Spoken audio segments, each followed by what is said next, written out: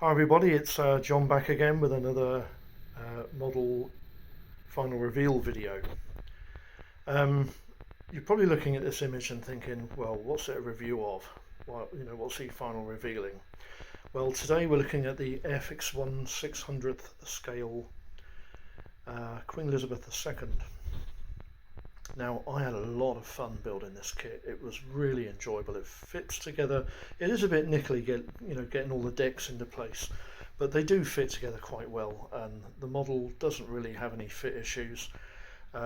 So yeah, I quite enjoyed building this kit. So to bring it into view, here she is in all her glory. Now it's 1/600 scale. The kit is actually about 19 inches long, so she's about the same length as HMS Hood, but she's much bigger in bulk than HMS Hood is. She's a big ship. I can't remember what the actual tonnage of the vessel was, but she's probably in the region of about, I would say, 55,000 tons. She was a big vessel, quite powerful as well. There was a distinguished thing about the QE2 that it had in common with two other things. HMS Invincible, the QE2, actually quite a number of large Royal Naval ships, the Vulcan bomber and Concorde, all had derivatives of the same engine, the Rolls-Royce Olympus turbo turbojet engine. Some with reheat, and with the maritime designs, they were water cooled, taking salt water in from the outside of the ship and pumping it back out. And the QE2 was quite a powerful ship. She could attain something like 32 knots, which for a vessel of this type, when she only had 2 screws, that was quite big. It was quite fast, Anyway, this kit did fit together like a glove, and I did enjoy building her.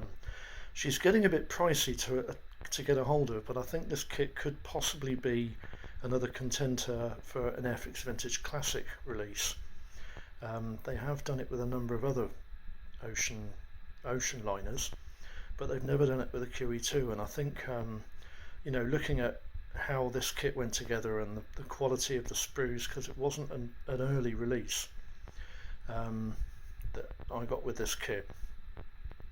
Still had white plastic, but it was one of the latter white plastic releases, and it still fitted together quite well. The parts were quite crisp.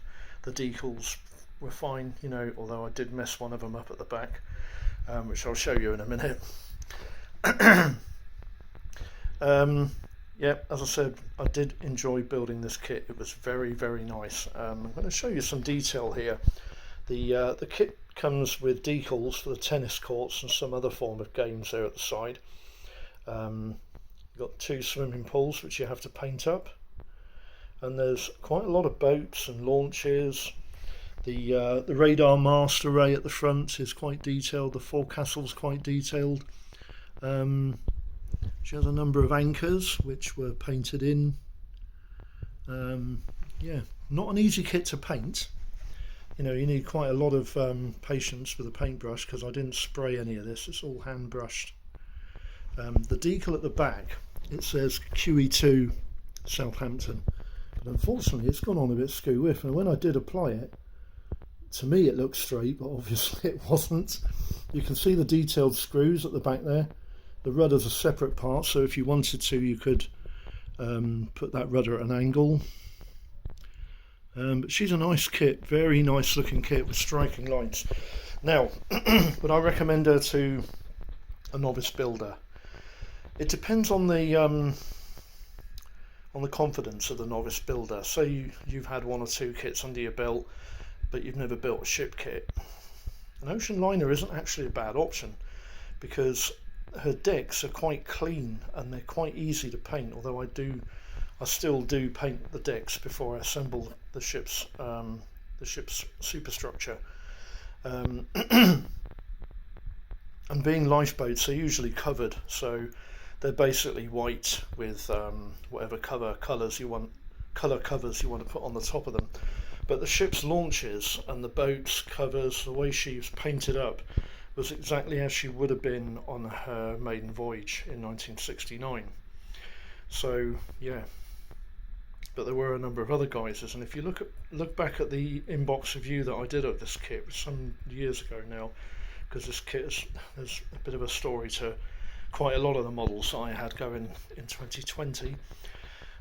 One day I might release that information, but we'll see about that. She was quite a long time in the build, but I did enjoy her. I would recommend her to a novice builder because as ships go, she's probably quite a good introduction to shipbuilding. All the parts are quite open to paint, the decks are clean, quite easy to put the gloss varnish and then matte varnish the decaled areas and the deck. Even the forecastle's quite easy to paint.